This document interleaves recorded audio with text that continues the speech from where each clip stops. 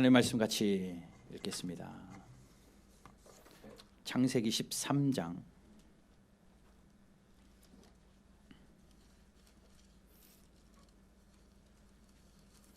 5절에서 13절까지 말씀.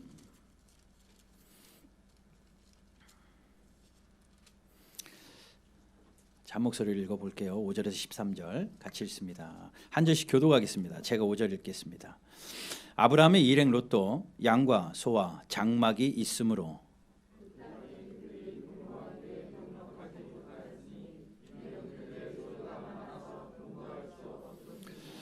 그러므로 아브라함의 가축의 목자와 롯의 가축의 목자가 서로 다투고 또 가나안 사람과 브리스 사람도 그 땅에 거주하였는지라.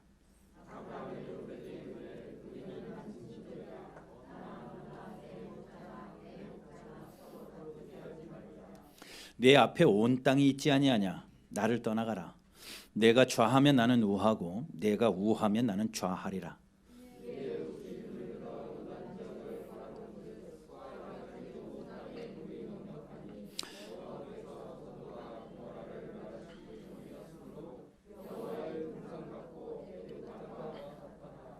그러므로 롯이 요단 온 지역을 택하고 동으로 옮기니 그들이 서로 떠난지라.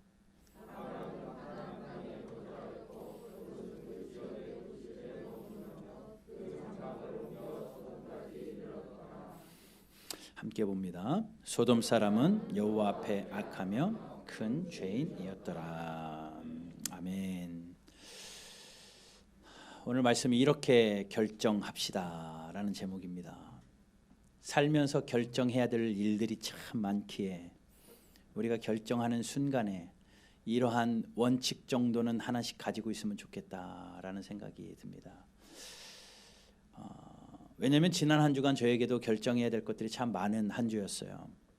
이런저런 개인적인 것도 당연히 있지만 또 자녀적인 문제도 결정해야 될 것들이 있었고 또 교회적인 문제도 결정해야 될 것들이 참 많았습니다. 사태가 이렇게 되어지면서 교회의 이러한 모습들, 제 믿음과 신앙은 그렇지 않지만 이 상황 가운데 모든 것을 합력하여 선을 이루시는 하나님의 상황을 보며 대처해야 되는 그런 결정의 순간에 예배를 드려야 되느냐 말아야 되느냐. 오늘 예배 안 드리는 교회도 상당 부분 있더라고요. 그리고 교회가 어떻게 해야 되는가. 또 남선교회가 헌신 예배를 준비하고 있는데 이것을 해야 되느냐 말아야 되느냐. 이런 결정들, 교회적인 결정들. 무언가를 결정을 하면요, 반가운 사람도 있고 반갑지 않은 사람도 있습니다. 만약에 제가 이번 주에 예배를 드리지 않습니다 라고 하면 그래, 사회적인 분위기에 잘 하신 겁니다 라고 박수치는 분도 있고, 또 때로는 그거 가지고 예배까지 멈춰야 되는가 라고 회의를 갖는 분도 분명히 있습니다. 그 기준에 서서 기도하면서 제 신앙의 기준으로 결정을 하죠. 그래서 최소한의 예배로 주일 대예배는 드려야 되겠다, 마스크 쓰고라도 예배는 해야겠다라는 생각이 들어서 그렇게 결정을 했던 거고, 금요일과 또 오후의 순서들은 일단은 모든 것을 잠정적으로 연기하는 게 좋겠다라고 판단을 했습니다. 그것도 하나의 결정이죠. 그런 중대한 결정이 있는 반면에 사소한 결정도 있어요. 오늘 아침에 일어나서 무슨 옷을 입고 갈 거냐, 교회까지 오는 길이 많은데 어느 길로 갈 것이냐, 무슨 신발을 신고 갈 것이며, 내가 누구를 만나야 할 것이며, 그런 결정들도 있습니다. 배우자를 결정하는 인생의 중요한 결정도 있고요. 또 신앙의 터전인 교회를 결정하는 결정도 있고, 내가 읽어야 할 책, 내가 배워야 할 공부, 내가 살아야 할 집 등등 그러한 것들을 결정하는 결정이 우리의 삶에는 굉장히 많습니다. 하루에도 수십, 수백 가지의 결정을 하며 살아가는 게 우리의 모습이에요.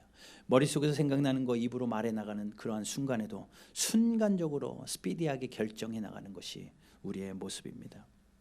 그런데 그 결정이 나를 만들어가는 거 아십니까?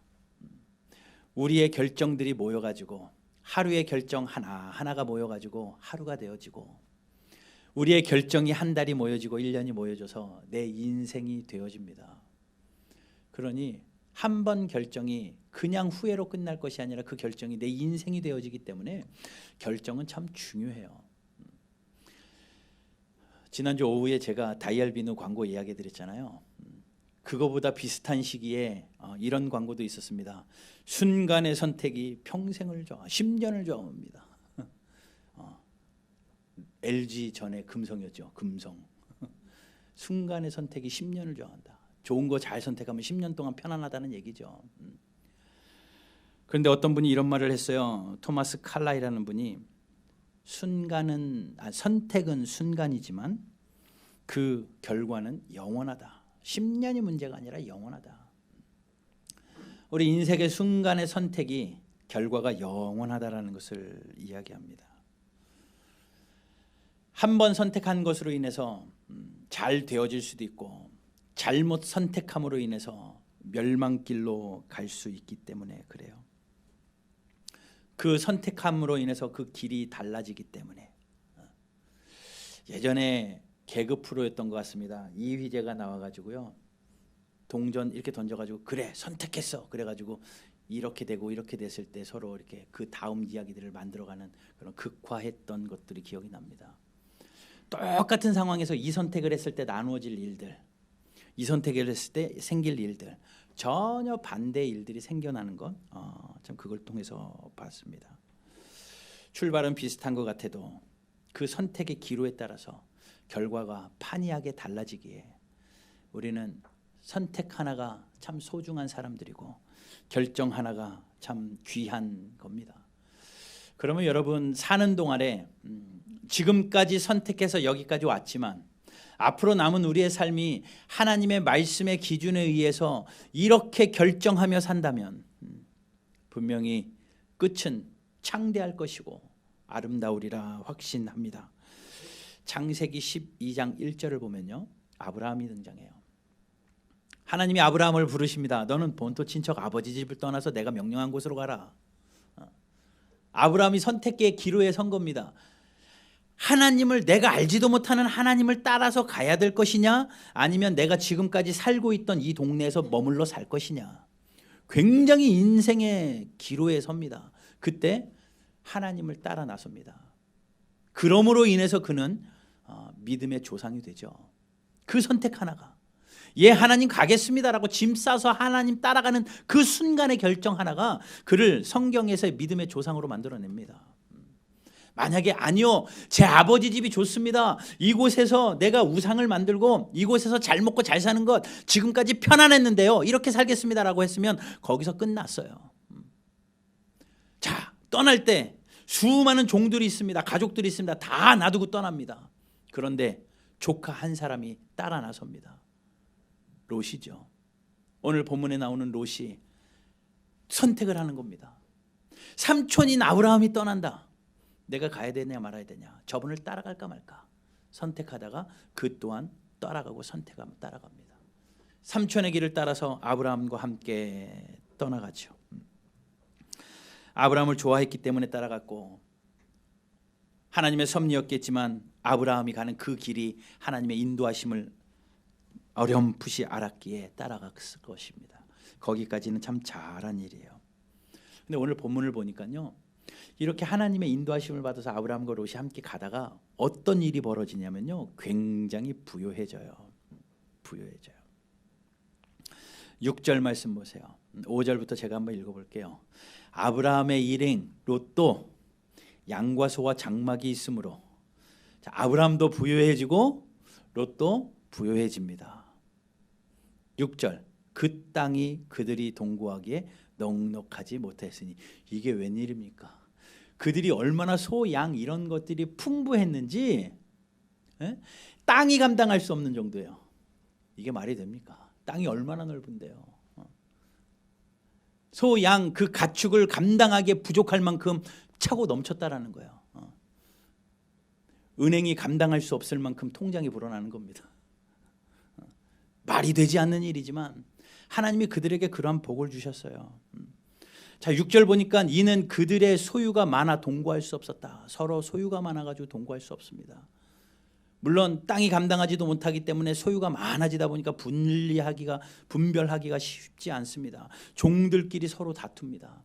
네 목자고 내 거고. 그래서 17절에 보니 그러므로 아브라함의 가축의 목자와 롯의 가축의 목자가 서로 다투고 부유해지니까 다투기 시작해요.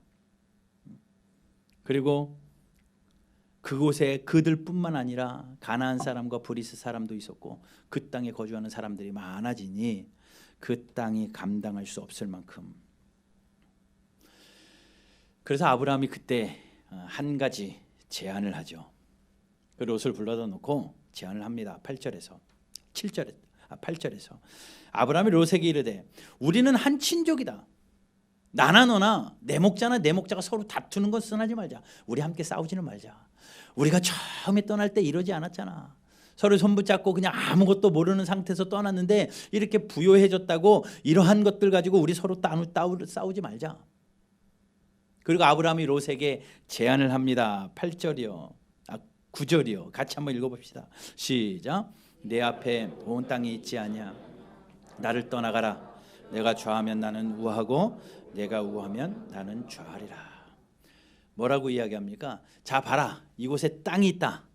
네가 만약에 오른쪽 땅을 선택하면 내가 왼쪽으로 가겠다. 네가 만약에 왼쪽 땅을 선택하면 내가 오른쪽으로 가겠다. 라고 제안을 하는 거예요.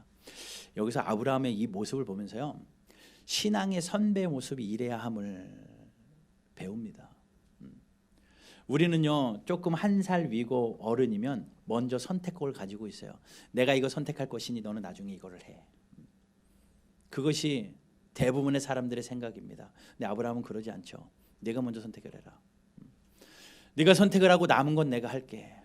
이것이 그의 마음의 넓이였어요.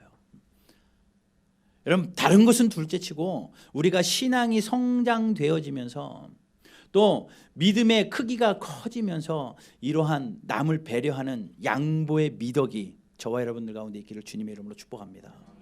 공동체 안에서 그래야 돼요. 서로 돌아보며 사랑과 선행을 격려해라. 뭡니까? 이거죠. 당신이 우하면 내가 좌하겠습니다. 헤어지겠다는 게 아니라 배려하겠다는 이야기예요. 당신이 이것을 선택하면 제가 이것을 하겠습니다. 당신이 이 일을 하면 제가 이렇게 하겠습니다. 그 사람에 맞춰서 나를 희생하는 겁니다. 아브라함은 이거 엄청난 희생입니다. 삼촌으로서 얼마든지 권리를 주장할 수 있어요. 야, 내가 이걸 갈 테니까 넌 절로 가 라고 얼마든지 말해도 롯은 아무 말 하지 말고 가야 됩니다. 그런데 아브라함은 그 믿음의 크기가 있었기 때문에 배려합니다. 여러분, 가정에서 그러한 일이 있길 바라고, 또 성도 간에 또 주변의 인간관계 속에서 그런 은혜가 있게 되기를 주님의 이름으로 축복합니다. 자, 그랬더니 롯이 아마도 롯이 욕심이 좀 있었나 봐요. 보통 사람 같으면 아니요 삼촌이 먼저 고르세요. 이래야지 정상이잖아요. 근데 롯이 그 말을 듣자마자 기회는 이때다라고 생각했는지 모르겠습니다. 8절 9절 보니까 10절 보니까 이에 롯이 눈을 들어봤습니다. 이제 선택하려고요. 삼촌이 기회를 줬으니 이 기회는 다시 오지 않으리라. 내가 좋은 땅을 차지해야지 라고 생각을 하고 눈을 들어 쫙 봅니다. 요단 지역 동편을 보니까 저기 소알까지 물이 꽉 차 있는 걸 보니까 너무 좋아요. 너무 좋아요. 그래서 성경의 표현이 뭐냐면 여호와의 동산 같고 애굽 땅과 같았다라고. 에덴 동산 같대요. 하나님이 처음 천지를 창조하신 에덴 동산 같이 너무나도 아름답고, 애굽 땅 어떻습니까? 애굽의 정탐꾼이 가나안 땅에서 그 이스라엘 백성들이 애굽으로 하인으로 노예로 끌려갔을 때 그 애굽은 얼마나 더 풍요롭고 얼마나 더 화려했습니까? 민수기 읽어보면 애굽 땅이 얼마나 화려했는지 나오죠. 그러한 애굽 땅과 같고 여호와의 동산 에덴 동산 같은 그 아름다운 땅을 보고 이제 롯에게는 선택의 기로가 생긴 겁니다. 근데 눈에 딱 보니까 이쪽이 훨씬 좋죠. 풍요롭습니다. 그래서 롯이 제일 먼저 바로 이쪽을 선택을 합니다. 11절. 그러므로 롯이 요단 온 지역을 선택하고 오른쪽에 좋은 땅, 보기 좋은 땅, 에덴 동산 같고 애굽 같은 그 땅을 선택하고 옮김으로 서로 떠난지라. 자, 아브라함은 배려했고 롯은 선택했습니다. 동쪽과 서쪽, 좌측과 우측, 동쪽의 우측을 선택하고 떠납니다. 보기에 좋은 곳, 아름다운 곳, 훨씬 형편이 좋은 곳으로 떠납니다. 근데 그때는 비슷하게 출발하고 비슷하게 떠난 것 같아도 나중에 결과가 어떻게 되는 줄 아십니까? 성경에 이렇게 말하잖아요. 소돔과 고모라를 멸하기 전이었으므로 좋았대요. 나중에 보면요, 롯이 간 그 지역이 소돔과 고모라입니다. 하나님이 불과 유황으로 심판해 버리잖아요. 그곳에 의인을 찾지 못해서 하나님이 심판한 그곳이 되어 버립니다. 너무나도 보기 좋아서 갔지만 나중은 멸망해 버릴 도시가 되어져서 롯은 모든 것을 버리고 모든 소유를 버리고 아내만 데리고 뒤도 돌아보지 말고 도망 나와야 되는데 아내마저 소금 기둥이 되어버리고 혼자 목숨만 간신히 부지하고 빠져나옵니다. 도시가 멸망해 버려요. 그 선택 때문에. 아브라함은요, 배려하고 왠지 황무지 같은 왼편으로 갔는데 하나님이 그곳에 복을 주셔서 그곳이 가나안 땅이 됩니다. 그곳이 가나안 땅이 돼요. 얼마나 하나님의 일하심이 놀랍습니까? 이런 걸 봤을 때에 우리는 참 선택을 잘 해야 된다는 거죠. 누군가가 나에게 배려를 할 때 내가 선택을 잘해야 되고, 내가 선택의 기로에 섰을 때 무언가 내 나름대로의 기준이 있어야 돼요. 그래야 마지막에 책임질 수 있지 않겠습니까? 여러분, 우리가 결정해야 되는 그 순간에 오늘 본문 제목대로 우리 바른교회 성도들이여 이렇게 결정합시다. 어떻게요? 몇 가지 원칙을 좀 말씀드립니다. 첫 번째, 감정적인 감동을 하나님이 주신 걸로 착각하지 마십시오. 감정적인 감동을 하나님이 주신 걸로 착각하지 마십시오. 아마 롯은 착각했을 겁니다. 아하, 하나님이 나에게 기회를 주셨구나. 딱 보니까 오른쪽 땅이 좋아요. 아, 하나님이 나를 위해 저걸 예비하셨구나. 천만에요. 그럼에도 불구하고 자기 도취에 빠져가지고 자기 스스로 그것이 하나님이 주셨다라고 착각하고 하나님이 나를 위하여 이런 선물을 예비해 주셨다고 자기 혼자 그냥 자화자찬에 빠져서 그 길을 선택하고 가버립니다. 여러분, 하나님이 주시는 감동은요, 눈에 보기에 좋은 걸로 감동 주시지 않아요. 위험합니다. 눈에 보기에 좋은 거 하나님이 주셨다라고 착각하지 말라는, 100% 다는 아니에요. 그러나 한번 점검은 하셔야 된다고요. 하나님이 정말 좋은 거 주실 때가 있습니다. 눈에 좋은 거 주실 때가 있어요. 그러나 그러지 않을 때도 있기 때문에 우리는 눈에 보기에 좋은 것이 다 하나님이 주신 거라고 착각해서는 안 된다는 것을 말씀드리는 겁니다. 롯이 보세요. 10절 보니까 눈을 들어보니, 자기 눈으로 본 겁니다. 자기 눈으로 들어보니 그곳이 좋아 보여서 마음에 감동이 되고 마치 하나님이 주셨다 생각하고 그곳을 떠나죠. 여기서 꼭 알아야 될 한 가지를 우리가 역으로 좀 생각을 해보면요, 하나님의 뜻대로 올바로 결정하기 위해서는 내 스스로의 감동이 아니라 하나님의 감동을 받아야 돼요. 자, 잘 들어보세요. 하나님이 원하시는 대로 우리가 올바른 뜻을 결정하고 살아가기 위해서는 하나님이 주시는 감동을 받아야 된다고요. 우리 청년들 진로도 마찬가지입니다. 배우자를 선택할 때도 마찬가지예요.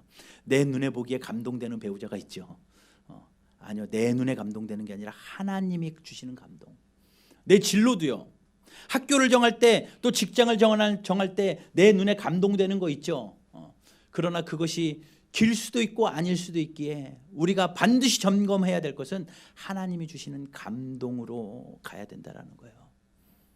사업하시는 분들 마찬가지고, 내가 이 사람을 만나야 되나 저 사람을 만나야 되나, 하루하루 살아가는 동안에 하나님의 감동으로 살아간다면 우리가 올바른 결정할 수 있는데, 분명한 것 한 가지, 하나님이 어떻게 감동 주시느냐, 이것만 하면 되잖아요.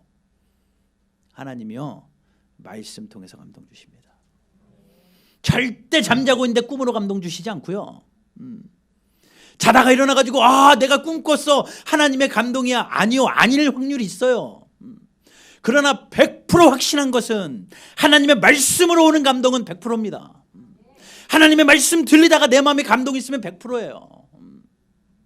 하나님의 말씀 읽다가 오는 감동 100%입니다. 하나님의 말씀을 읽다가 내 마음이 감동되어져서 하나님이 나로 하여금 생각나게 하시는 것, 그것은 100%입니다. 따라가십시오. 환경이 여의치 않고 이 길이 아니라 할지라도 말씀으로부터 오는 감동은 쉴 수가 없기 때문에, 하나님의 말씀으로부터 오는 그런 움직임은 실패가 없기 때문에 여러분 말씀으로 감동받아 사셔야 됩니다. 여러분 하나님의 말씀에 감동이 있게 되기를 주님의 이름으로 축복합니다. 말씀에 감동을 받으려면 말씀을 읽어야죠. 읽지도 않고 듣지도 않으면서 어떻게 감동받으시겠습니까? 하나님의 말씀을 펴지도 않고 하나님의 말씀을 한 절도 듣지 않으면서 어떻게 감동받으시려고요? 안 돼요. 그러니 여러분 우리의 인생은 하나님의 말씀에 달렸습니다. 하나님의 말씀이 내 귀에 들려지느냐, 하나님의 말씀이 내 마음에 감동되어지느냐, 다른 것에는 수도 없이 감동을 받으면서 하나님의 말씀에 감동이 되어지지 않는다면 큰일 난 거죠. 코로나 바이러스가 아무리 무섭다고 해도 하나님의 말씀에 감동되지 않는 우리 가슴이 훨씬 더 무서운 겁니다. 저는 그렇게 생각을 해요. 이 코로나 바이러스는 우리의 육체밖에 공격 못합니다. 우리의 육체밖에. 우리의 육체야 강건하면 80이고 잘해야 100살 사는데 이미 다 절반씩은 사셨잖아요. 우리 청년들 빼고. 이것밖에 공격 못해요. 그러나 하나님의 말씀에 감동받지 못하고 하나님의 말씀 앞에 반응하지 않는 영혼은요, 평생이 아니라 영원합니다. 영원의 역량이에요. 그러니 여러분 하나님의 말씀 앞에 모이기 힘쓰고 하나님의 말씀을 읽어내기에 힘쓰고 하나님의 말씀으로 감동되어지는 가슴들, 심장들 다 소유하는 저와 여러분들 되시기를 주님의 이름으로 축복합니다. 드라마 보고 영화 보는 감동과는 차원이 다르죠. 하나님의 말씀의 감동은 천배 만배입니다. 여러분 하나님의 말씀에 늘 감동하는 우리 바른교회 성도들 되시길 바라고, 말씀에 감동되어질 때 삶으로 옮겨내는 용기 또한 저와 여러분들에게 있게 되기를 주님의 이름으로 축복합니다. 한 가지 더. 그렇게 해서 결정됐어요. 말씀에 감동되어져서 그래 이거다 라고 감동되어졌을 때 반드시 해야 될 것, 행동으로 옮기기 전에 기도로 점검하십시오. 행동으로 옮기기 전에 기도로 점검하세요. 오늘 본문 11절 보니까 그러므로 롯이 요단 온 지역을 택했습니다. 스스로 감동됐어요. 눈에 보이는 대로 감동됐어요. 그래서 선택했습니다. 그리고 아무 말 없이 동으로 옮겼습니다. 선택하고 바로 갔어요. 여기서 우리는 깨닫습니다. 하나님의 말씀에 감동이 되어지고 선택했다면 그 다음 우리의 자세는 기도입니다. 하나님 과연 맞습니까? 맞다면 하나님 순적하게 인도해 주십시오. 하나님의 감동받아 선택하고 기도로 점검하며 걸어가는 자 하나님이 책임지실 줄로 믿습니다. 롯은 실수했어요. 이에 반해 아브라함은 어떤 줄 아십니까? 창세기 21장에 보면 한 이야기가 나옵니다. 아브라함이 사라를 통해서 아이를 얻지 못하니까 다급해진 마음에 여종 하갈을 통해서 아들을 하나 낳습니다. 그 아들이 이스마엘이에요. 이스마엘이 자랍니다. 그런데 주의 천사로 인해서 또 말씀을 받고 결국은 사라를 통하여 100세의 아들 이삭을 얻잖아요. 이스마엘과 이삭을 자라가면서 여종 하갈이 학대하고 이스마엘이 이삭을 괴롭히고 무언가 집안에 분열이 일어나기 시작을 합니다. 그랬더니 사라가 아브라함에게 요구해요. 뭐냐면 저 여종과 이스마엘을 내쫓으십시오 라고 아브라함에게 요구합니다. 아브라함은 결정의 순간에 이제 쓴 거죠. 내쫓아야 되느냐 말아야 되느냐. 내 여종이었고 뭐 그 당시에는 여종을 통해서 아이를 낳는 것이 큰 흠이 아니었기 때문에 나름대로 정은 있었으리라고 생각을 하고, 어떻게 보면 자기 씨의 첫 번째 아들이 또 이스마엘이기 때문에 그를 쉽게 내치지는 못했죠. 그럼에도 불구하고 이 다툼의 상황 가운데 내쳐야 되느냐 말아야 되느냐 기로에 섰습니다. 창세기 21장에 보게 되면 11절에 이렇게 말해요. 아브라함이 그 아들들을 위하여 깊이 근심이 되니라고 말합니다. 원어를 보면요, 그 일 때문에 결정하기 전에 깊이 기도하는 거예요. 기도하는 거예요. 그래 여보 내가 내칠게 그러고 확 내치지도 않고 무슨 그런 말을 하시오라고 품지도 않고 깊이 근심하며 하나님 앞에 결정하기 전에 기도하는 아브라함은 그런 사람이었습니다. 롯은요 그게 없었던 사람이고요. 아브라함이 올바른 결정을 하죠. 결국은 내치는 사라의 말을 들었습니다. 왜요? 하나님이 현몽하여서 그의 마음에 감동을 주셨거든요. 사라의 말을 들으라는 하나님의 감동하심 가운데, 기도하는 가운데 주신 그 확신 가운데 그는 하나님의 뜻대로 그렇게 결정합니다. 여러분, 우리가 결정이 하루에 몇 개나 있을 것 같아요? 수백 가지 되지 않겠습니까? 사소한 것부터. 결정하고 행동에 옮기기 전에 기도한다라는 것이 우리의 명제가 되어진다면 결정이 많으면 많을수록 기도도 많아져야 돼요. 그렇지 않아요? 결정은 100가지인데 기도는 한 번 한다고요? 그럼 99번은 기도 안 하는 거잖아요. 꼭 교회 나와서 무릎을 꿇고 기도하는 것만이 아니라 매 순간 결정할 때 단 1분 1초라도 하나님 이거 맞습니까? 아니면 빨리 다른 상황을 열어주십시오. 하나님 내 입술로 말하는 그것까지도 하나님 내 입술에 파수꾼을 세워주셔서 내가 하는 말, 내가 하는 모든 결정이 하나님께 기쁨이 되게 해 주십시오. 이러한 결정으로 살아가는 저와 여러분들 되시기를 주님 이름으로 축복합니다. 그렇게 된다면 우리의 삶은 복되죠. 축복의 삶이 될 줄로 믿습니다. 한 가지 더 말씀드릴게요. 하나님의 말씀으로 감동을 받아서 행동하십시오. 행동하기 전에 반드시 기도로 점검하십시오. 한 가지 더, 그래도 모를 때가 있어요. 감동도 쉽게 오지 않는 것 같고, 기도했는데도 뭐가 뭔지 평소에 안 해봐가지고 기도했는데도 뭐가 뭔지 모르겠고, 기도로부터 오는 감동인지 뭔지 내 혼자의 착각인지 알 수 없는 그런 상황이 혹 우리에게 있고, 사탄은 계속 우리를 잘못된 길로 가라고 우리의 마음속을 뒤집어 놓을 때에 우리가 해야 될 한 가지가 있습니다. 기도 후에도 확신이 서지 않을 때에 믿음의 사람을 찾아가십시오. 믿음의 동역자들을 찾아가세요. 나를 위하여 기도하는 사람을 찾아가십시오.